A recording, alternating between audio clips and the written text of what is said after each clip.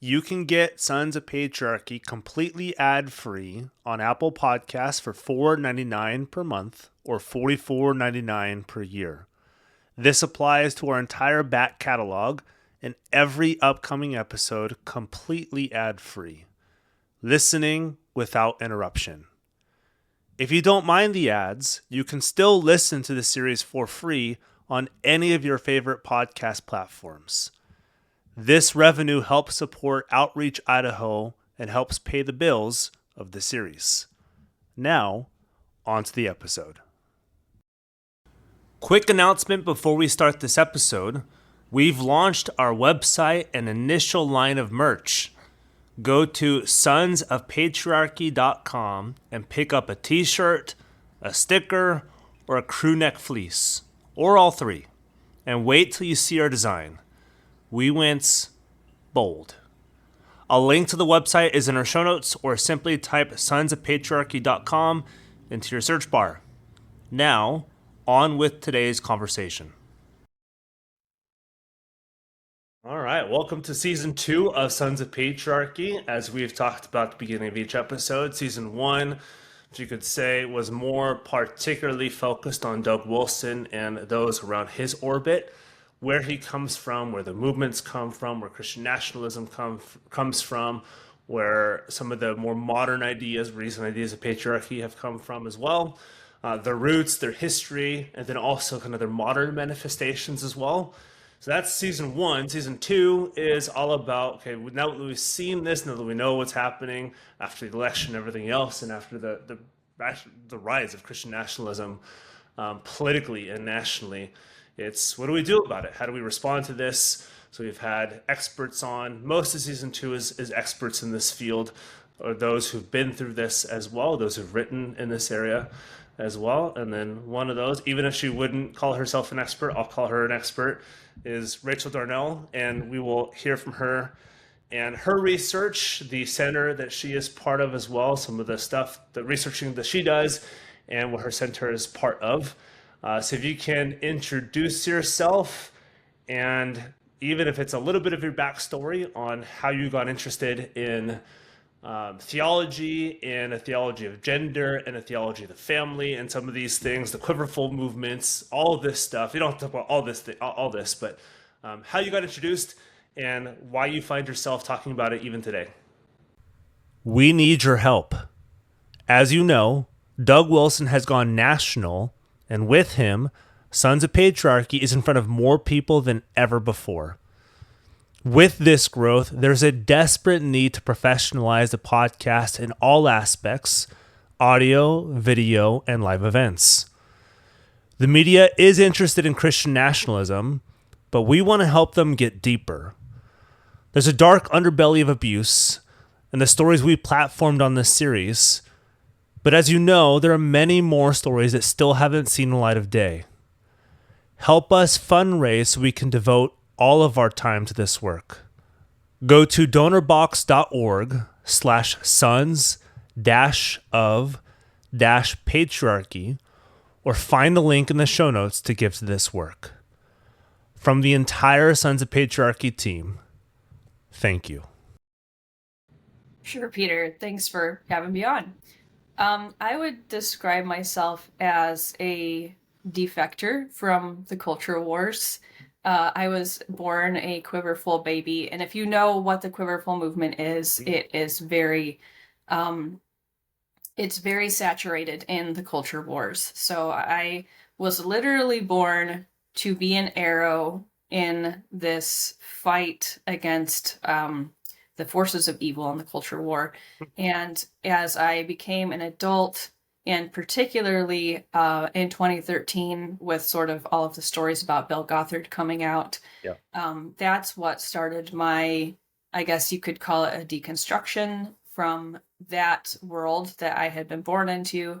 And that is what really launched me on my journey of research into this movement, but also really digging deeper into theology so that I could get my bearings and figure out, okay, I know this isn't right, but what is right?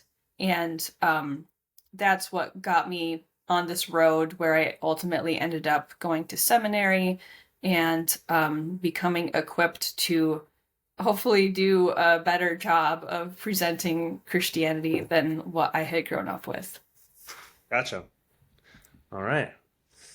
So, if people have been on social media and followed you, they've seen this. If they have not, if you can talk about you're developing It's a Man's World for the Anastasis Center.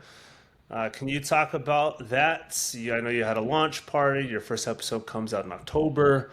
So what is It's a Man's World, and why did you feel the need to create this?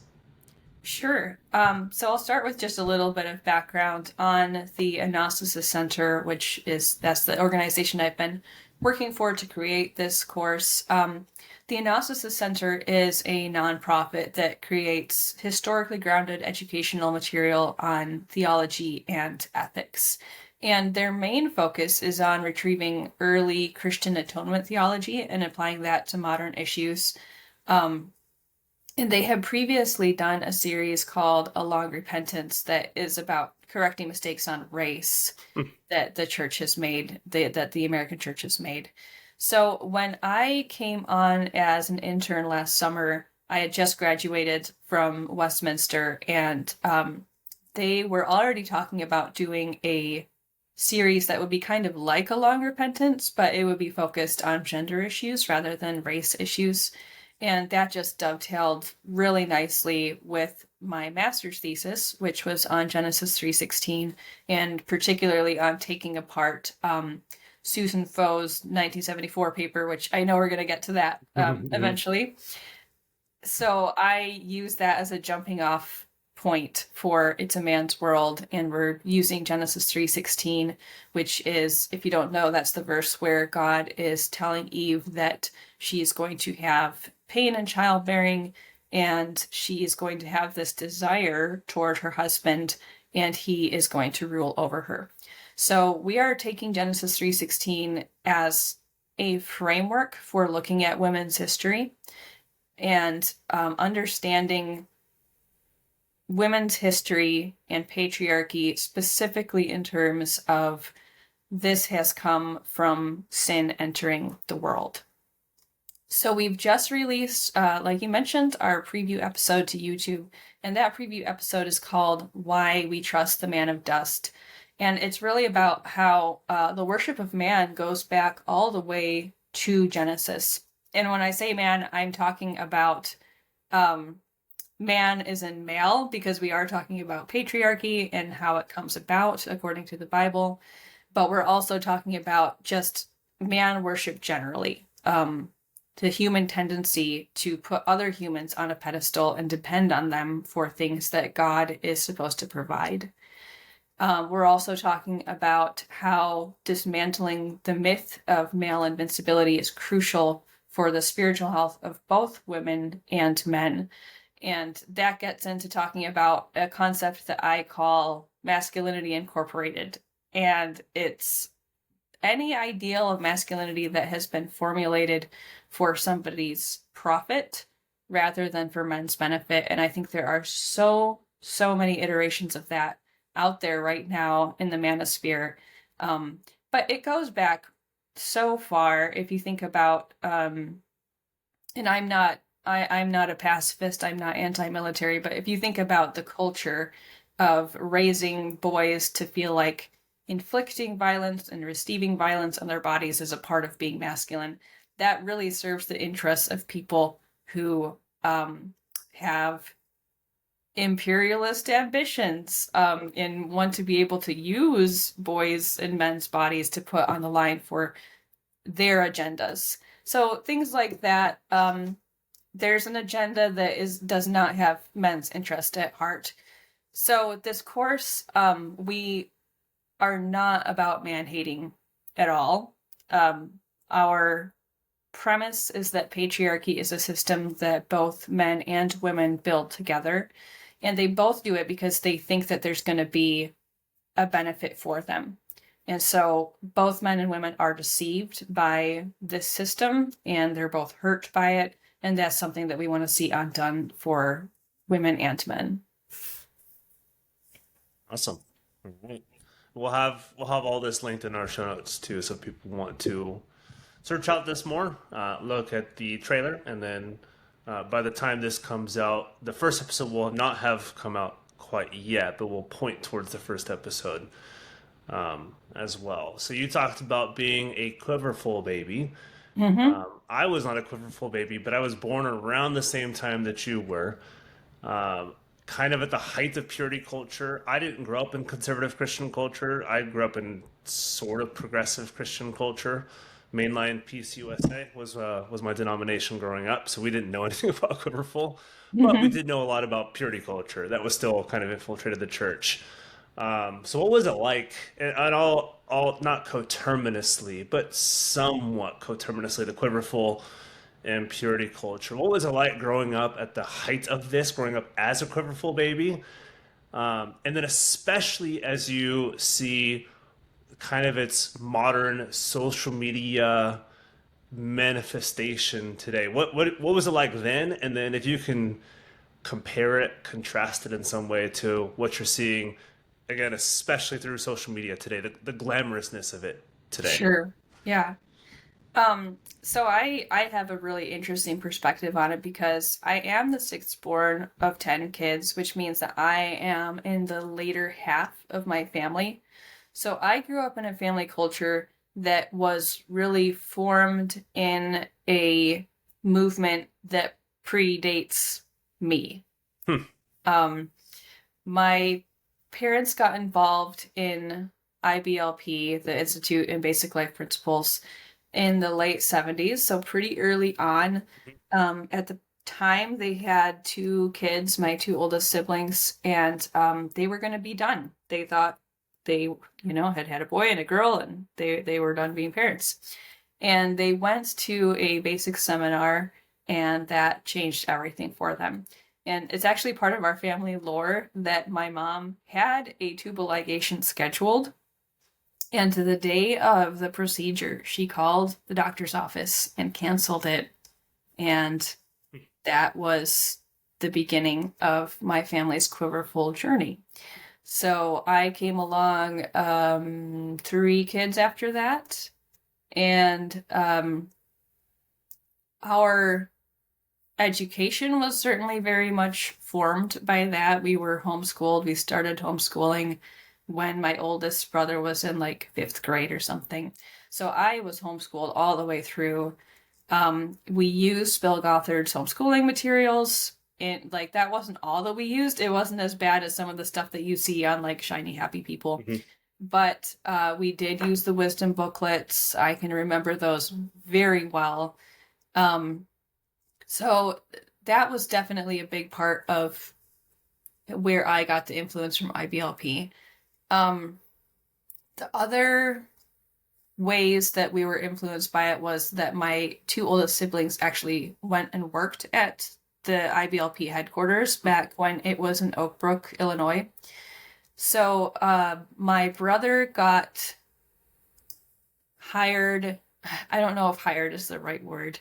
Anyway, he worked as a family coordinator in his like very early 20s, maybe 21 or 22, which means that he would be going into people's homes as a 20-something-year-old married couples with kids who had marital problems sometimes and like counseling them on these things that he had no experience with, but he had the booklet. He had the answers. Yeah. My sister worked as, unfortunately, one of Bill Gothard's private secretaries. And if you've read any of the stories on Recovering Grace, you know what that means. And I'm not going to get into their stories very much because those are their stories to tell. Yep. But generally speaking, I'll just say that the environment at the IBLP headquarters was exploitative in every way that you can think of. Exploitation of labor, sexual exploitation. It was just a bad, bad situation. And it's so disturbing to me now as a parent when I think about the culture in IBLP that Bill Gothard could go around the country and pretty much pick and choose any young person that stood out to him for whatever reason, he could say, I want you to come work for me. And the parents would just be okay with it, even though these were very, very sheltered young people who'd never been away from home. Um, and it wasn't just working for him, it was coming to live on site at the headquarters. So that was my older siblings' experience, and that kind of pulled us into a deeper level of IBLP. It kind of raises you up in the ranks of IBLP families to have a family member or more working at headquarters. So there was that. But then I think the biggest influence on me personally with Quiverful and Purity Culture and IBLP was just the books that were in our home and that my parents read. And of course, it impacted how they parented me and my siblings. We were, of course, involved in IBLP, so we had all of the ATI, Advanced Training Institute materials in our home. But we also had all of these materials from adjacent authors like Michael and Debbie Pearl, No Greater Joy Ministries, which, if you don't know who that is, they're the blanket training people. They're the people that teach parents you should put your infant child, just crawling age, on a blanket and tempt them to like crawl off of the blanket to get a toy or something, and then swat them when they go off of the blanket. So their materials were in our house growing up. We have materials from Nancy Campbell, who is just a totally, totally unhinged, quiverful influencer who ran Above Ruby's magazine. And this magazine would have, every issue had these stories of like medical miracles having to do with pregnant women, like getting pregnant against doctor's advice and, you know, having miracle healings and stuff like that. Very, very unhinged. We had Rick and Jan Hess's book, A Full Quiver. Unfortunately, that cover of A Full Quiver with its like early 90s vibes is like, I don't know why, it's like a core memory for me. So all of those things were just floating around our house, in our world. And then as far as the purity culture stuff went, that was getting a little bit more relaxed by the time that I was in my teens. But my older sisters did grow up wearing like the long skirts, especially if we went to church. Even if it was Wednesday night church, they needed to wear long skirts. By the time I was in my teens, my parents had sort of given up on that. I don't think they actually changed their minds. They had too many teenagers in the house and they gave up. That was actually, I can remember that the long skirt issue, what our family was like arguing over when I Kissed Dating Goodbye came out. So that's where my perspective is really interesting because, like I said, I experienced purity culture in a family that had been formed by a much more fringe version of purity culture. We really did feel like we were freaks because we didn't go to a Gothard church, like a Gothard approved church. And there wasn't anybody around who was doing what we were doing. So when I Kissed Dating Goodbye came out, it was almost like a relief for me because it brought my family culture into the mainstream and made me feel like, okay, so when I have to tell a 15-year-old teenage boy who asked me on a date, oh, you have to ask my dad to take me or to be involved with me in any way, there would be a cultural reference point that people could look at and be like, oh, they're doing the thing. They're doing the I Kiss Dating Goodbye thing instead of it just having to explain it all from scratch. So, just to give a little bit of background on me, so you know so that your listeners know who you're talking to. I have deconstructed purity culture. I've deconstructed fundamentalism, but not Christianity. I am still a church-going Christian, believe in the historic creeds and confessions. Mhm. I've not deconstructed Christian sexual ethics. Mhm. Politically, I'm definitely a fan of the mantra that you just mind your own business. Mhm. But I personally have pretty run of the mill Christian sexual morals. I do think that sexual morality is connected with human dignity, and I don't believe that we can just take a anything goes attitude about sex without harming ourselves and other people along the way. But purity culture is not about having sexual integrity. It's about two things. And the first thing is it's about controlling female sexuality. And a lot of that has to do with controlling female reproduction. And two, it's about a redistribution of sexual shame. Usually it plays out from men to women, but generally it's just from a more powerful person to a more vulnerable person. So you might see this play out with a young boy who's being molested. It's not so much a gender thing, it's a power thing. So purity culture is something that we even see in the Bible. In like the story of Amnon and Tamar, which if you're not familiar, this is a story where um, Tamar is raped by her half brother, and then he sends her away. And it says in the text that the daughters of the king would wear these like colorful garments that designated them as virgin daughters of the king. And after her rape, she didn't wear that garment anymore. So there was this visual reminder to everyone around her in her community like, you are not pure anymore. You are not a virgin anymore. And meanwhile, Amnon just goes about his life. Now, he did get, killed by his half brother later, but that's another story for another day. The point is that that's exactly how purity culture plays out, is that it's a system designed so that women absorb the consequences for male sexual sin. And that double standard is often unspoken, especially in the I Kiss Dating Goodbye era. There was at least a token emphasis on like men should be sexually pure too.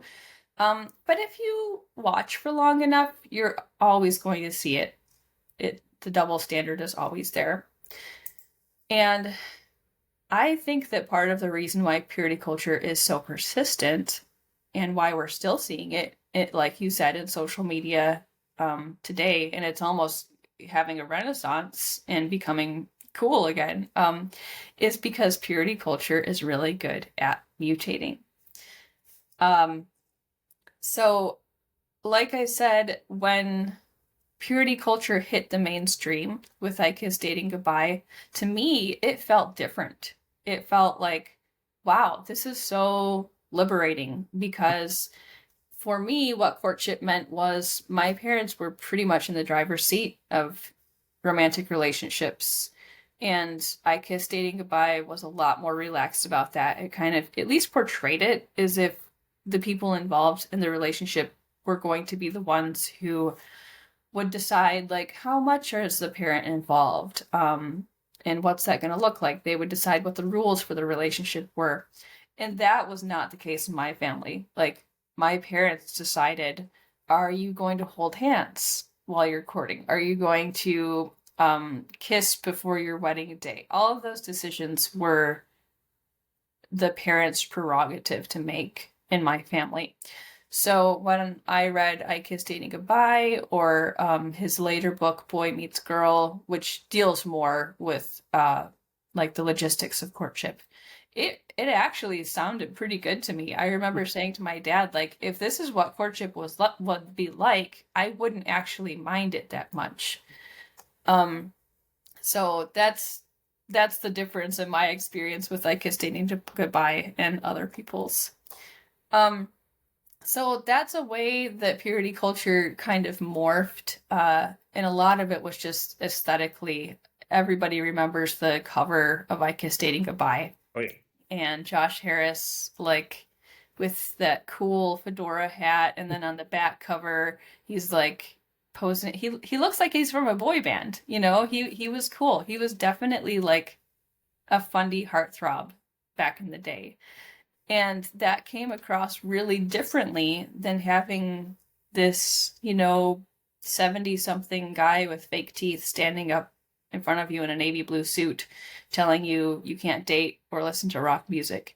Hmm. Um, and Bill Gothard in his time, like, he sounded new and cool to his audience originally. And when Josh Harris came along, it keeps on mutating so that it can stay in the water. Um, so one of the things, like I said, that was positive about the Josh Harris era was that I think he genuinely tried to hold men to the same standard of sexual purity as women. But the interesting thing about that mutation was that when they started trying to make purity culture appeal to men, that's when they started being very, very indiscriminately sex positive. Like, as long as you were married, um, it didn't, they were very, very positive about any kind of sex, and they didn't really worry about consent very much. Mhm. Like, once you're married, you should have access to sex whenever and whatever kind of sex you have an appetite for. Um, and that has gotten so, so weird.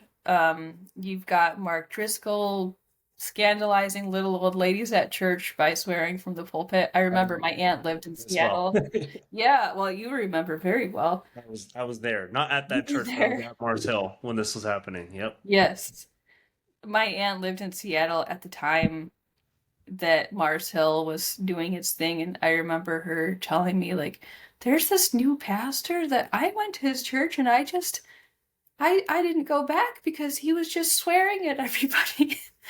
But Mark Driscoll is part of purity culture, and his version of purity culture might manifest in telling wives that they need to minister to their husbands through oral sex. And then you have Doug Wilson, who is just even another degree more extreme. This is a man who has written, I'm using quotes, Christian robot erotica. And there's a point in that book, what's the name of it? Ride, Sally, Ride. There's a point in that book where Doug Wilson, through the main character, is criticizing women in the modern age for wearing tight jeans. And it's just like, there it is. That's purity culture. It's like, I can write a robot sex book, but you can't wear tight jeans. Yeah. Right. One thing is Yeah. not like the other. Yep, it's exactly, it keeps happening, and even you have to watch for the pivot because it always happens. And they're like, "Oh no, I'm not purity culture because I talk about oral sex and sex robots." But like, no, no, you still are. Hmm. So, purity culture, it's so weird that it's become the domain of shock jocks, and it's gotten to a point where I'm actually nostalgic Hmm. for, like, you know what? It would almost be nice to see like a guy in a navy blue suit talking like the New King James Bible, because it's gotten to be so out of hand with the purity culture shock jocks. Hmm. But having watched purity culture reinvent itself as many times as it has, like even within my lifetime, and I'm 37, um, you have to ask yourself after you've seen it reinvent itself this many times, like, why? Why does it have to keep reinventing itself? If it's so good, why does it have to rebrand every 10 years? And the reason is because it keeps on bearing bad fruit. Like, it makes bad fruit. And you see that in the Gothard ecosystem. Purity culture produced girls and young women who did not understand boundaries or consent. They had virtually no sex education, and they were very quick to accept external control and to accept blame. So, in other words, purity culture was creating perfect victims in the Bill Gothard system. And predators are attracted to communities full of perfect victims. And sometimes predators actively cultivate communities of perfect victims um, by having this fixation on female sexual purity. Because any community that has a fixation on female sexual purity is going to be a community where sexual abuse can be carried out easily.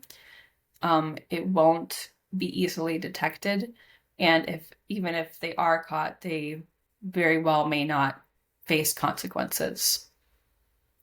So eventually, these systems are going to collapse, and that's why purity culture has to keep reinventing itself. Is because eventually, like the weight of all the scandal brings it down, and we've seen that happen with Doug Phillips of Mhm. Vision Forum. We've seen it happen with Bill Gothard. In its own way, it's happened with Josh Harris, not for the same reason. Um, but then what happens, and this is what you have to watch for, is that purity culture will start over again, like the life cycle starts over again, and it often starts by eating their own dead. Hmm. And you've got these influencers who will actually earn a platform by saying, this is how purity culture went wrong for me, Hmm. but it's not all bad. Don't throw the baby out with the bathwater. Buy my 6-week course on how to do purity culture right. So you have to watch for that because not everybody who is saying, yeah, purity culture had some problems is really ready to let go of it. Some of them are still deceived, like they're on their own road to deconstruction and they're just not there yet. But some of them are just grifters and they're really just getting started.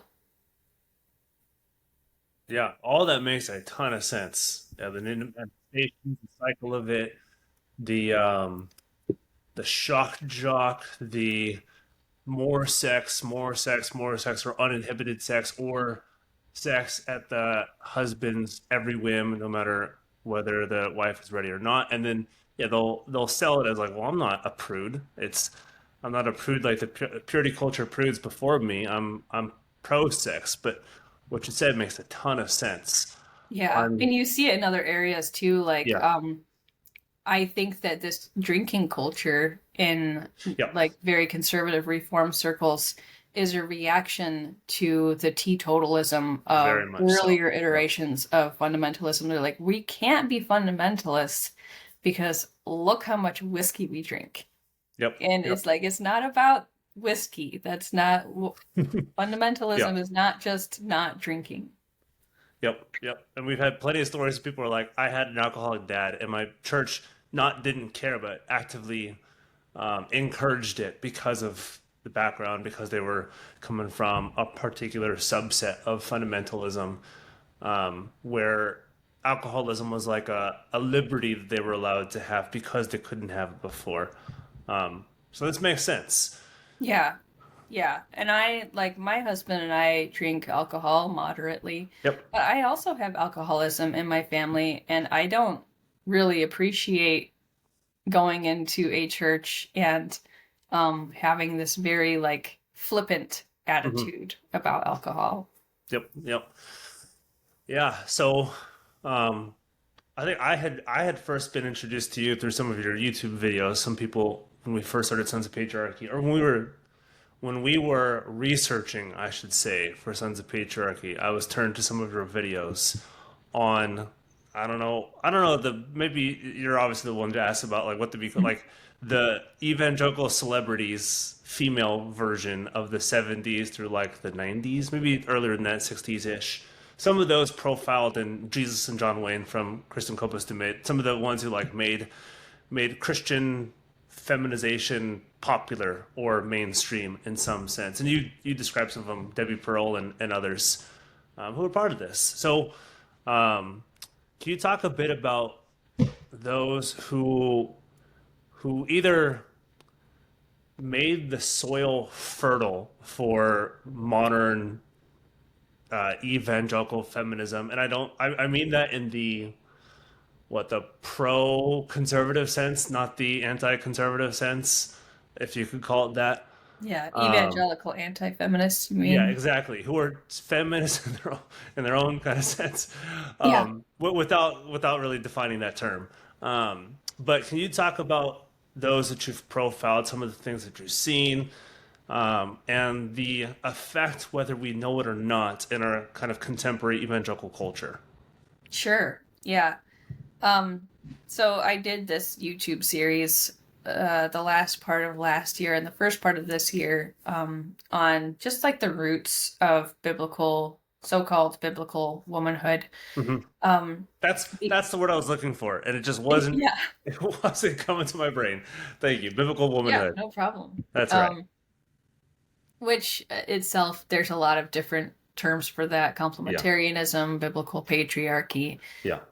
It's all kind of the same thing with a few little tweaks.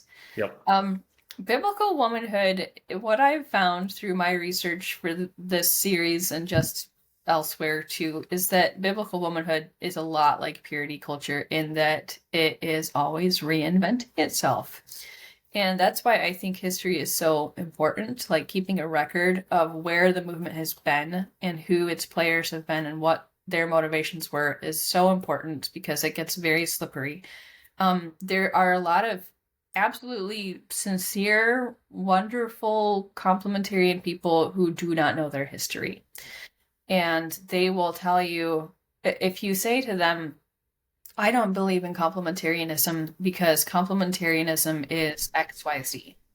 They will say, well, I'm a complementarian and I don't believe XYZ. So therefore, whatever you experienced that you're calling complementarianism, it wasn't real complementarianism. Yeah. And I'm sure you've probably heard that 1,001 times. But that's just not how ideas work. It's not how a movement works. You can't just have like you sitting there in that moment, what you're thinking right now equals what this movement is. Yeah, nor the trope like conservative Christianity is complementarian Christianity when, well, like I'm sure you'll get into it, that the term didn't exist before the 1980s, and so they wouldn't have called themselves. No. The the some of the definitions, I guess, would have been there, and some of the ways that they interacted with male and female would have been there in seed form, but the term itself didn't exist. Nor would they. I don't. I mean, maybe they would have put as much stock in the complementarian tropes as they do even today. Oh yeah. Complementarianism is a very specifically formulated idea meant to address a very specific thing that they were against. Yep, exactly. So even 100 years ago, if you described modern day complementarianism to somebody who believed in headship and believed in like hierarchy, they wouldn't know what you were talking about because the complementarianism is new. It's novel. So I really wanted to show the progress of that, particularly from like the female Mhm. side of the story, because the female side of the story is honestly, I would say, the bigger part of the story. Everybody thinks that complementarianism was invented by men, but it's just like so many things in In the late complementarian 1980s, churches. Wayne Grudem, John Piper Yep. got Women on with do their the work book. and then Yep. men take the credit. And the same thing is honestly true with complementarianism. Um, you could, if you do any kind of history work at all, you know that it's really, really hard to nail down, like, this is when this thing started. Because you can always go back further and find, like, oh, actually, it's a development from that. But in my YouTube series, I decided to make Helen Andelin the first person in my series. And Helen Andelin was a Mormon housewife who self published a book called Fascinating Womanhood in 1963. So, little tiny feminist history lesson. 1963 is the same year that The Feminine Mystique was published by Betty Friedan. And The Feminine Mystique is that book that was about the problem with no name. Um, all of these suburban housewives who had outwardly perfect lives were turning to drugs and alcohol, um, to numb whatever this problem was that they couldn't really put voice to. And the problem, of course, was that the post-war female gender role was extremely manufactured. It was extremely artificial, and it wasn't a good way to live. And women were feeling that and experiencing that, and dealing with it, coping with it in whatever way they could. So 1963, Helen Andelin publishes Fascinating Womanhood. And if you look at a timeline, you'll see that Fascinating Womanhood could not have been a response to the feminine mystique, because they would have been being written at the same time. Yeah. But both books are kind of dealing with the same question, which was very much in the water at the time, of how do women find fulfillment? And Helen Andelin and Betty Friedan, of course, had very, very different answers to that question. And Helen Andelin's answer was that in order to be happy, women really need to find the love of a man. And so the way that she was going to help women, the way that she was going to actually liberate women, because she uses this language of like power and liberation, is she's going to teach them how to become fascinating women who will draw a man, attract a man, and then be able to keep him interested in her. And it's basically, honestly, it's a 400-page manipulation manual. Mhm. And I am not exaggerating when I say that she tells you to pretend. Like, pretend to be weaker than you are. Pretend to be scared about things that you're not scared of. Pretend that you don't know things that you know, because there's nothing that a man likes better than to feel superior. What's so funny, and I'm sure you looked at this, and sorry for cutting. I just like Yeah. I'm three-quarters of the way done because I didn't realize how big it was. With Simone de Beauvoir's The Second Sex, I Mm. didn't realize that was a doorstopper of a book. Yes, it is. The one I'm reading is 900 pages long, and I'm about 700 pages into it.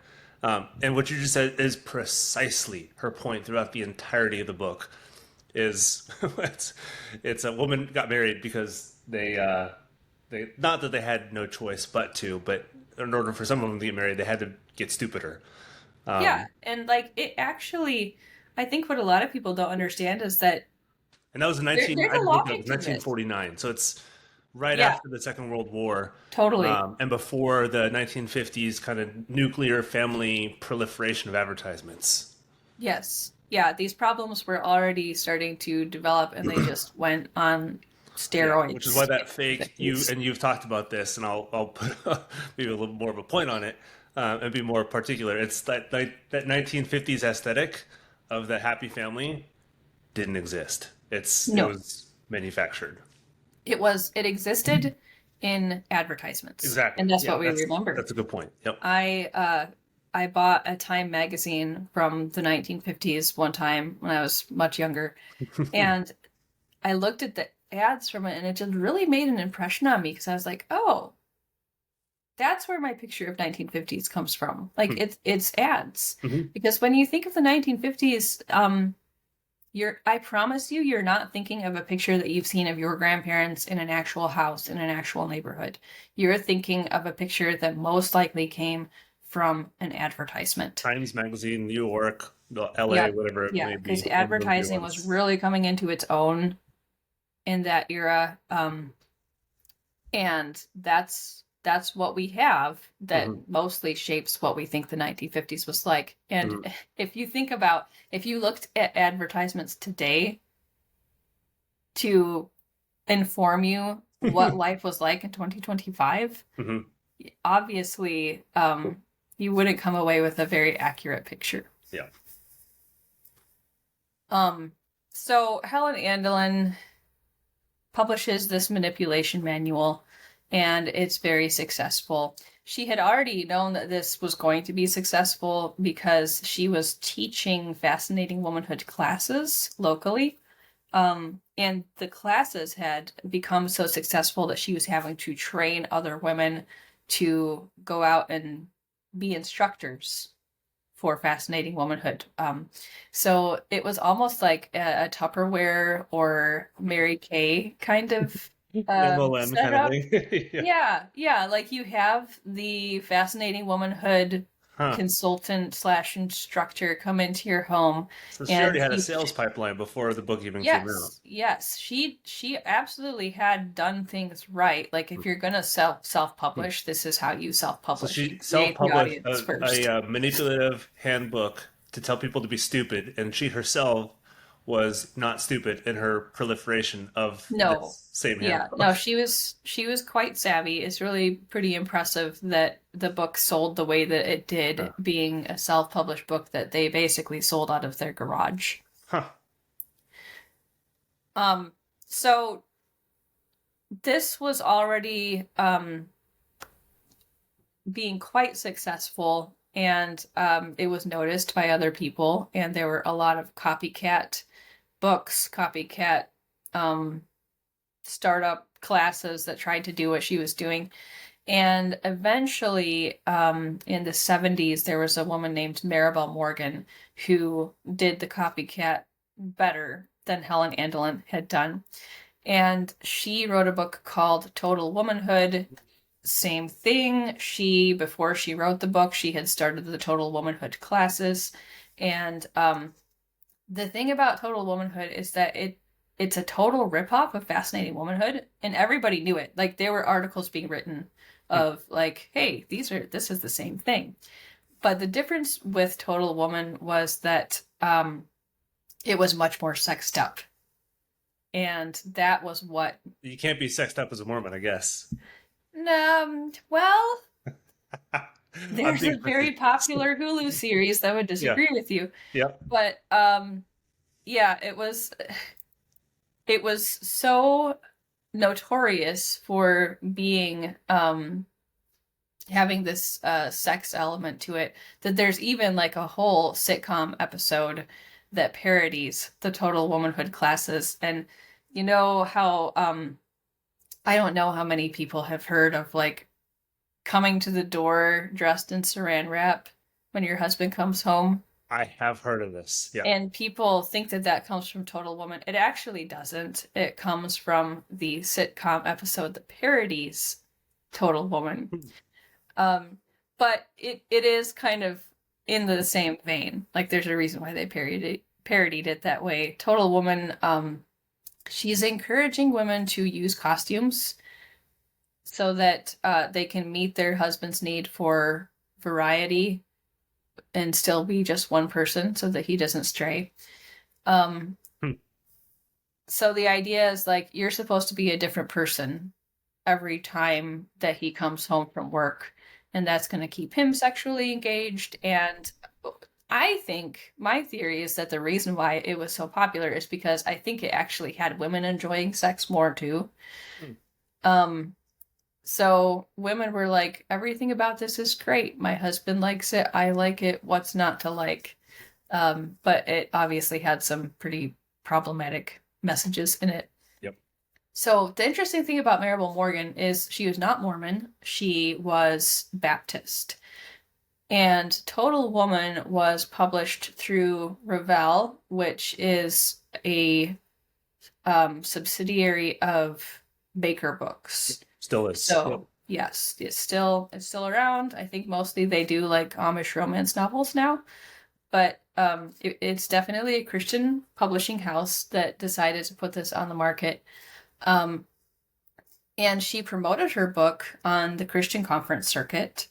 So this was definitely marketed as not exactly a Christian book, but like as a Christian author who's selling it to a Christian audience through a Christian publisher. So this marks the point where Helen Andelin's ideas about womanhood kind of cross-pollinate into the evangelical milieu. And it was not without controversy. The Total Woman book, if you read very many books by women about womanhood during that era, you'll see little sly references to Total Woman, like even if they don't call her out by name. Um, in 1979, Susan Foe published her book Women and the Word of God through PNR, which used to be Presbyterian and Reformed Publishing. And she does actually directly talk about the total woman, and she sees it as a little bit an overcorrection to feminism. In 1985, Crossway published a book called The Way Home by Mary Pride, and Mary Pride makes a lot of not so subtle digs against Total Woman.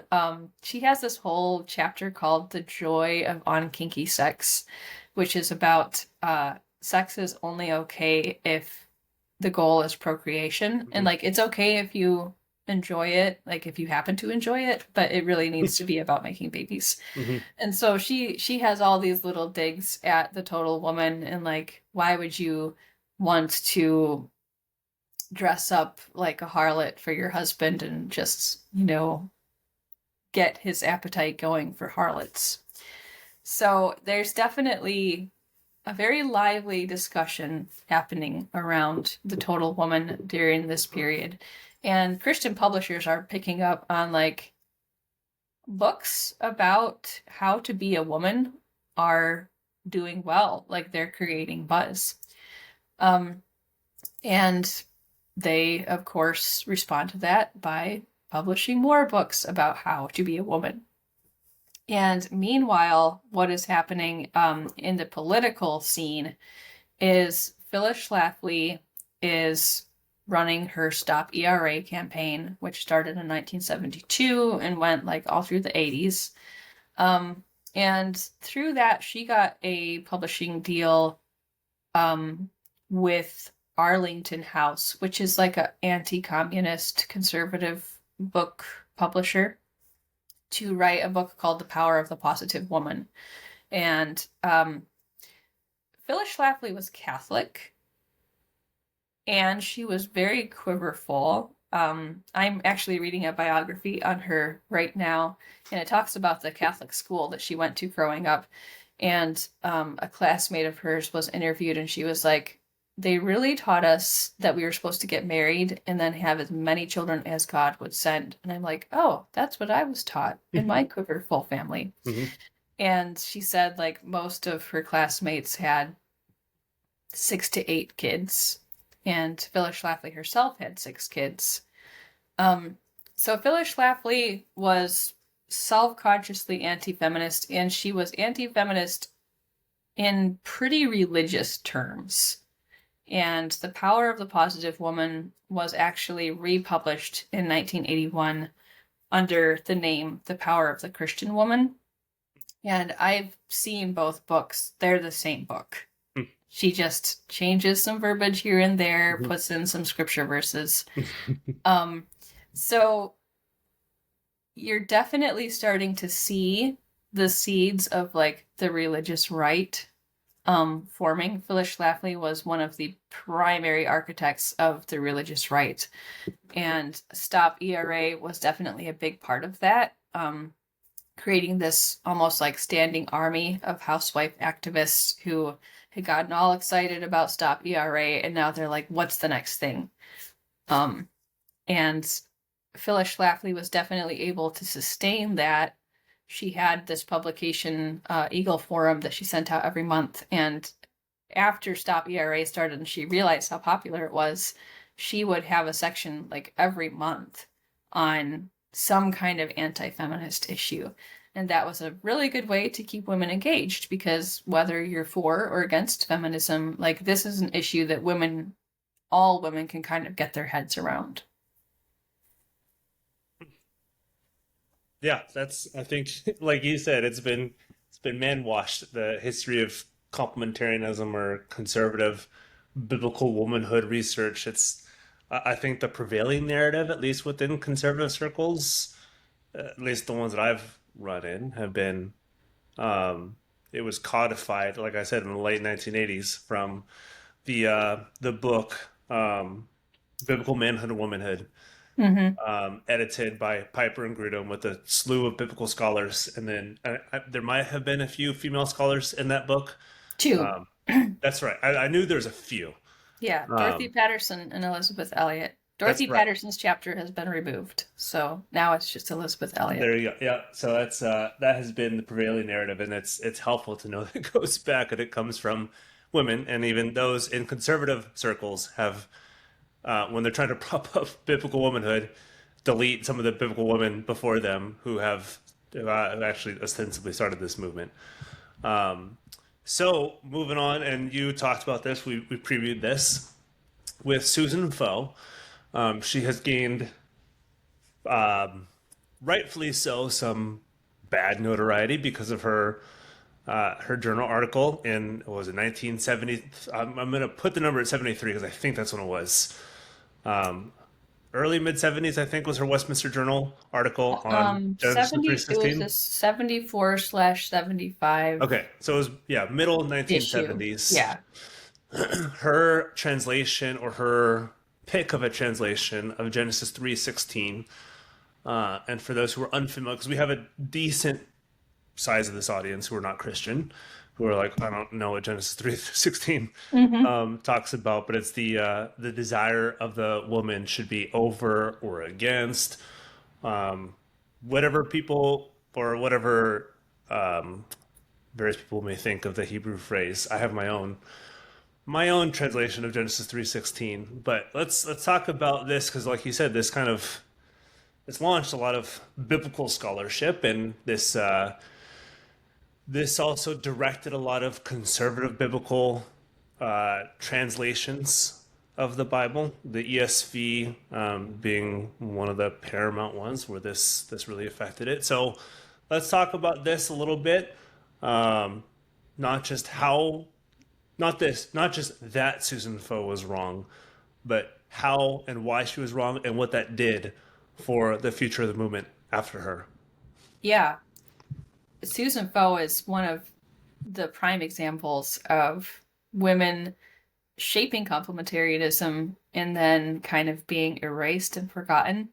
Susan Foe, especially because I think the complementarian movement would really like to forget her. Hmm. Um, in researching her, I actually found a lot of affinity for Susan Foe, which I was not expecting at all. We both attended the same seminary. I went to Westminster Philly, and she also went to Westminster Philly. We both got our master's of theology there. And the paper that I wrote against her paper is like the equivalent assignment that she had to do to graduate. So it's a very like it was a very meta experience writing that paper. Um, but there's a lot I didn't know about her even after writing that paper until I did my video series on her. And I read her book, Women and the Word of God, which I mentioned briefly up there. And she's actually surprisingly critical of a lot of the things that would go on to form the backbone of complementarianism. She did not think anything good was going to come out of exaggerating sex differences. And that's like the main reason that I rejected complementarianism back in the Mhm. day is I was like, this is not bearing good fruit. Like emphasizing men and women are really, really, really, really, really, really different is not good for relationships. It's not biblically based. Mhm. And that's I was so surprised to read in her book that like she really comes out strong against that. She even criticizes Elizabeth Elliot, Hmm. who at that time was still like evangelical royalty. Yeah, rock star. Yep, Yeah. absolutely. So you can kind of see why she didn't go on to become a rock star Hmm. because she was She kind of questioned the definitely an establishment a little independent bit. thinker. Yeah, she was not gonna just toe the party line. Yeah. And I believe that the reason that she did not go on to, for instance, have a chapter in Recovering Biblical Manhood and Womanhood, I believe that she actually had strong enough ideological differences with the complementarian, the direction that they were going after the Danvers Statement, which she was a part of writing. that she didn't want to be a part of it anymore. That's just my personal theory, so I can't prove it. But back to what is the woman's desire, because even though I have a lot of sympathy for Susan Foe, this is really just a terrible, terrible paper that is functionally, even if she did not intend it this way, it's functionally a rubber stamp on misogyny. So Genesis 3:16, before this point, well, I'll say before the 1900s, was generally interpreted that when it says the woman's desire is towards the man and he shall rule over her, generally that was interpreted as meaning the woman's desire, whatever it was, and there were a lot of different opinions, makes it possible or easier for the man to gain control over her. And the man's rule was not necessarily seen as a bad thing. Most theologians thought that this verse was prescriptive, so it was telling you how things were supposed to be, not just how they were going to be. And in fact, it was kind of the typical proof text. If you were like, well, prove to me that men should be in charge, they'd be like, well, Genesis 3:16. Nowadays, you don't hear that anymore. Nowadays, they go to Genesis 2:18 and say, well, it's because the woman was made to be a helper. That was not appealed to very often. Or the Before, deception text in First Timothy. yeah, Maybe. that would have been probably more appealed to than Genesis 2:18. It's not that theologians didn't ever look at Genesis 2:18 and think, oh, this is indicating that she has a subordinate position. It's just they didn't feel like that was the clincher verse. Yeah. They thought Genesis 3:16 was the clincher verse. That's like, scripture is clear. The man is supposed to rule over the woman. So that changed with Catherine Bushnell. And Catherine Bushnell was active in the early part of the 1900s. She wrote a book called God's Word to Woman, and she does extensive work, linguistic work, on Genesis 3:16. She has this wonderfully useful diagram of like, or a table of like every translation and like how they've translated desire. And basically her position is that Genesis 3:16 is depicting that the woman will idolize the man and that he will be able to have control over her because of her dependence on him, which is my position as well. And that the man's rule is a result of sin, it's part of the curse, and it's not something that Christians are supposed to carry forward. Mm-hmm. And given the work that Catherine Bushnell had already done on Genesis 3:16, like if anybody is the authority on Genesis 3:16, it would be Catherine Bushnell. Susan Foe does not cite her. She doesn't directly engage her arguments anywhere in that paper, which is just astonishing to me. But at the same time, I kind of suspect that the faculty at WTS wouldn't catch that because I don't think they knew about her scholarship either because she was a woman. Mm-hmm. But even if she didn't know who Catherine Bushnell was, she would have known about this position, this take on Genesis 3:16, because that's what biblical feminists would have been arguing at the time.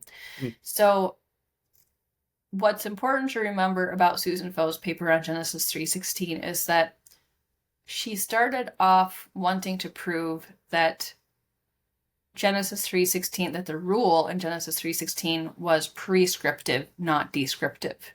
So she wanted to come away, people to come away from her paper saying, okay, now I know for sure that men are supposed to rule over women, which is actually not how complementarians tend to use her scholarship. And the argument that she makes is she notices the parallelism, which is real, between Genesis 3:16 and Genesis 4:7. Mm-hmm. And Genesis 4:7 is about God telling Cain that sin's desire will be for him and he must rule over it. And she's absolutely right that it's exactly the same formulation, same language being used there. But her interpretation of that parallelism is that, well, that must mean that however rule should be interpreted in Genesis 4:7, it must also be the same in Genesis 3:16, which means, and the same thing with desire, which means that since sin's desire was to gain control of the man, but he must not let sin gain control of him, then the woman's desire must be a desire to control the man, and he has to not let her gain control of him. And that's a really, really disturbing place to go.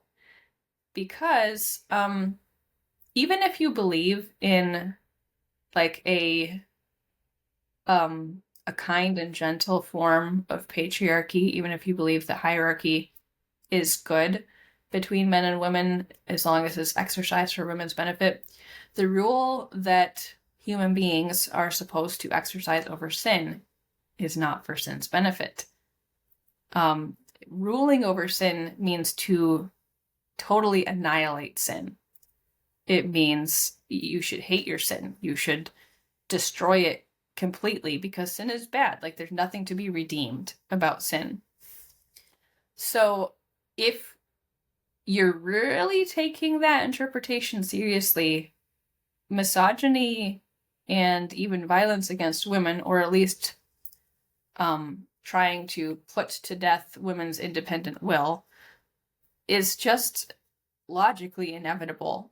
And I'm not saying that everyone's application is that, because it's not. Most complementarians will say, oh, actually, rule in Genesis 3:16 is negative. It's the sense of like being domineering and not, this isn't like how headship is supposed to be.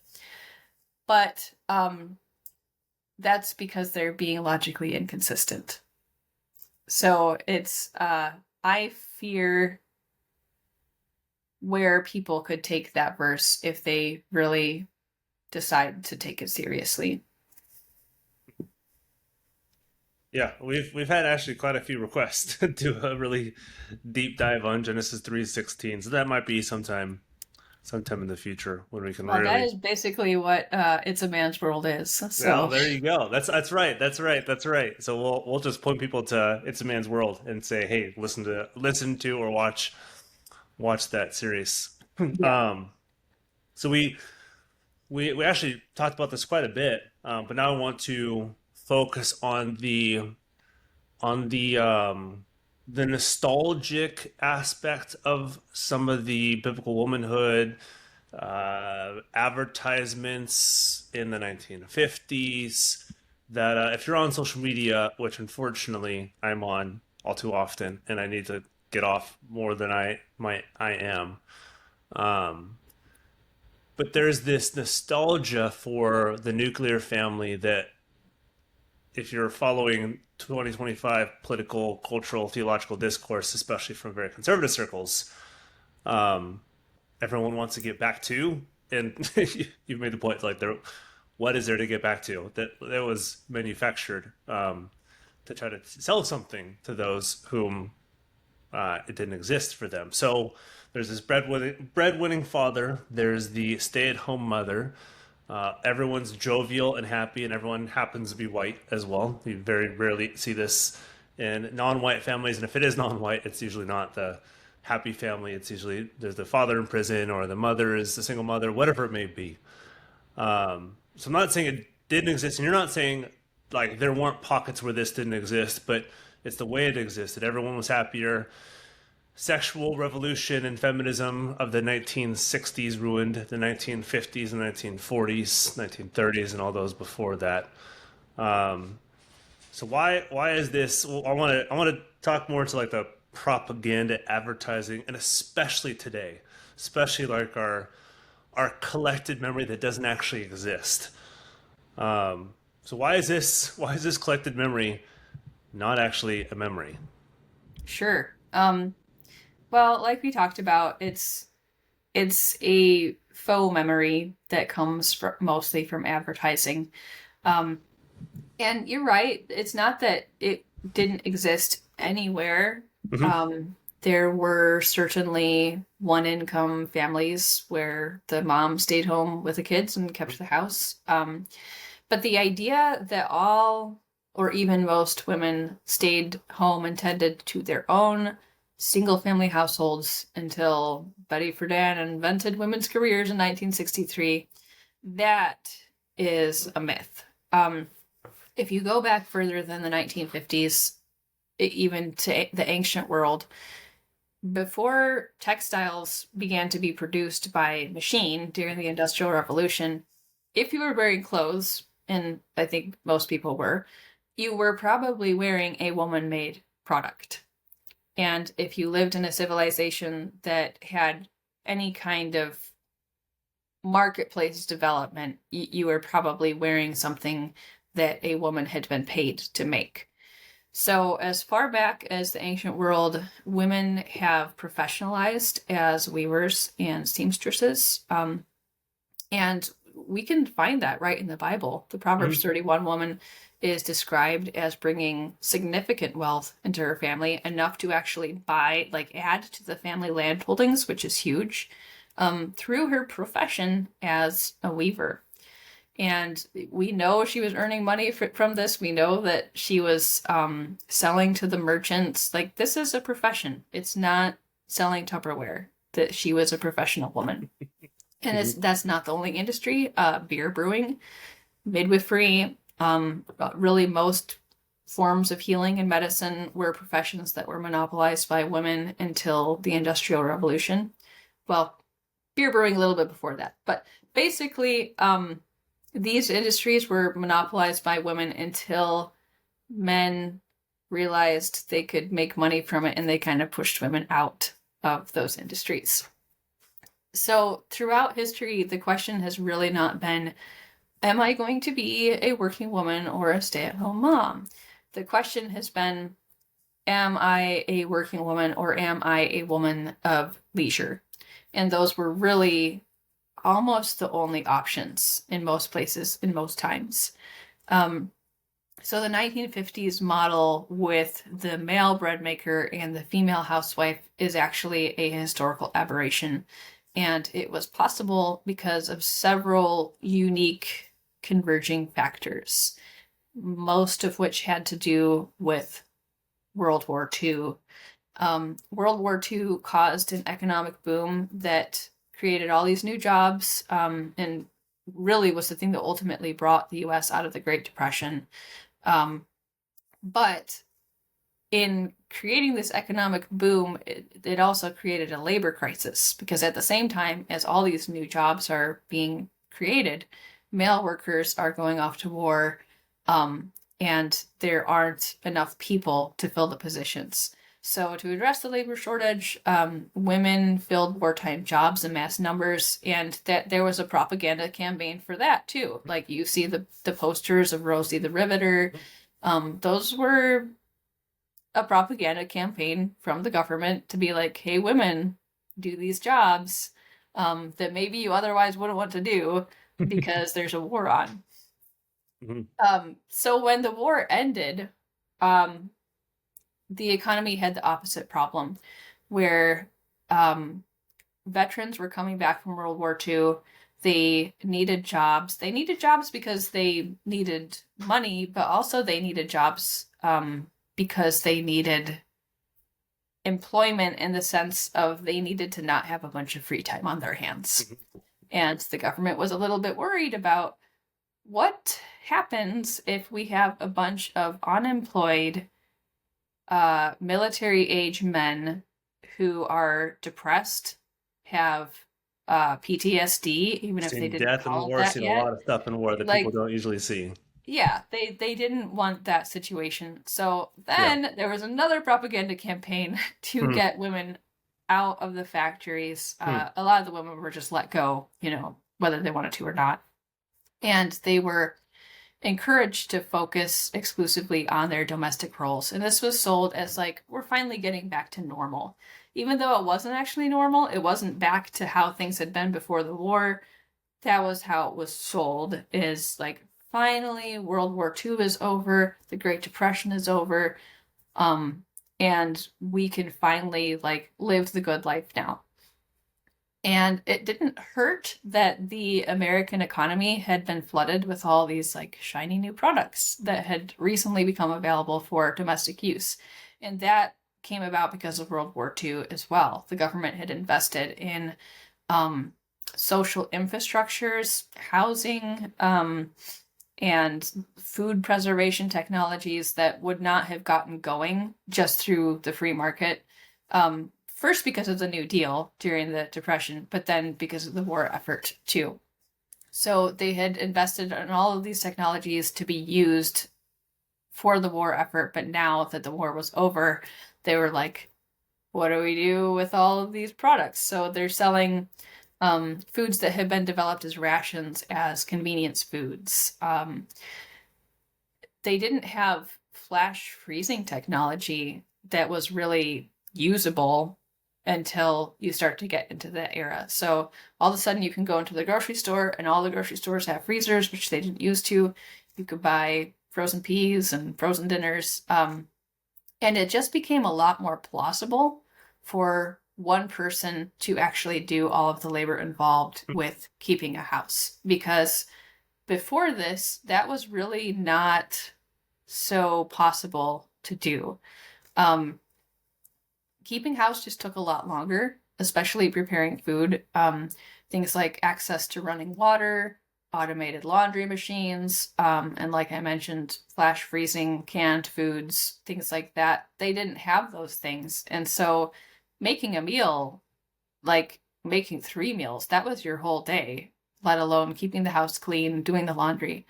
And prior to World War II, I'm not going to say that housework was not women's work. It was certainly considered the woman's responsibility to take care of the house and the children, but it was not assumed to be a one-woman job.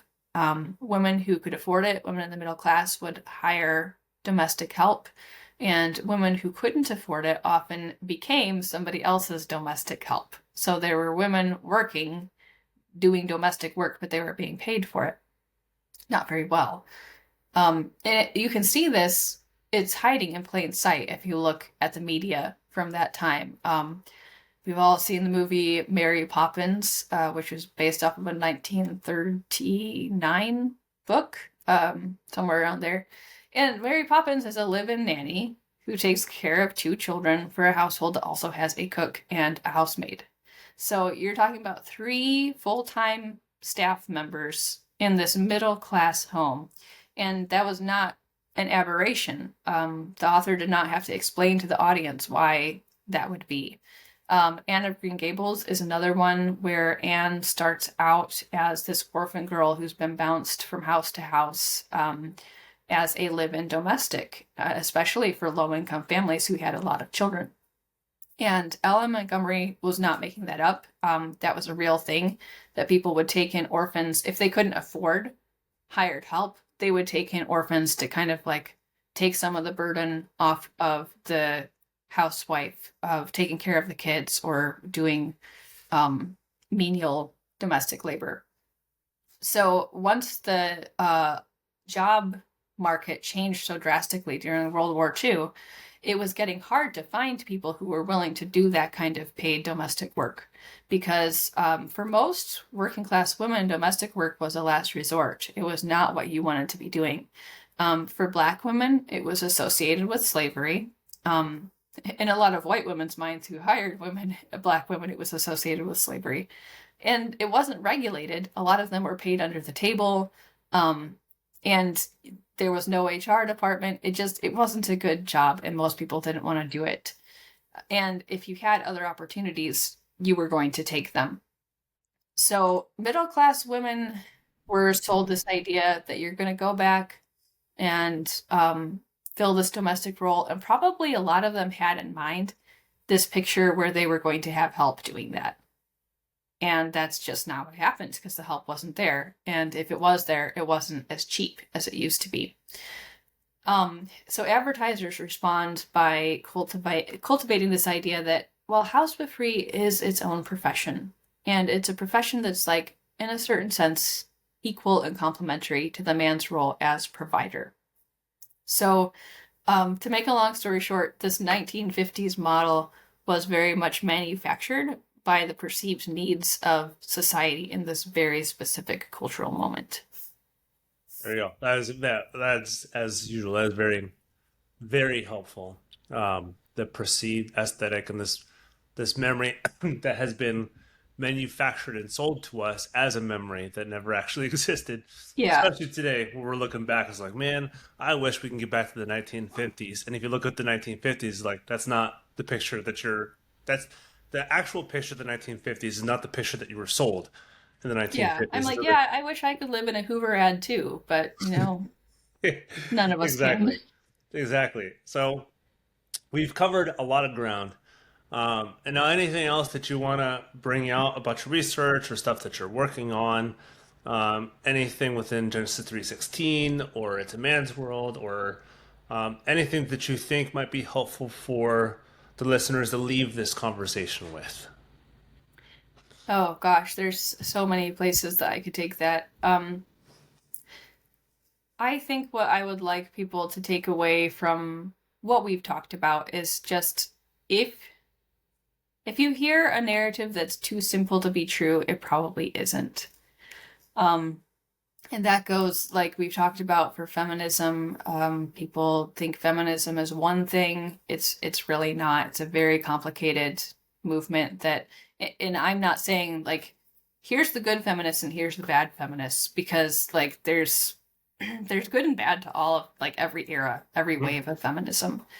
Um, but just to understand that if you hear somebody trying to connect all of these things like feminism is just communism in disguise and that connects to if somebody's tying everything up in a neat little bow and Yeah. saying this is the problem, this is the enemy, Or this when the is women the left the home, that's when the home got destroyed and the American society got destroyed and politics got destroyed. It's all because a woman left the home.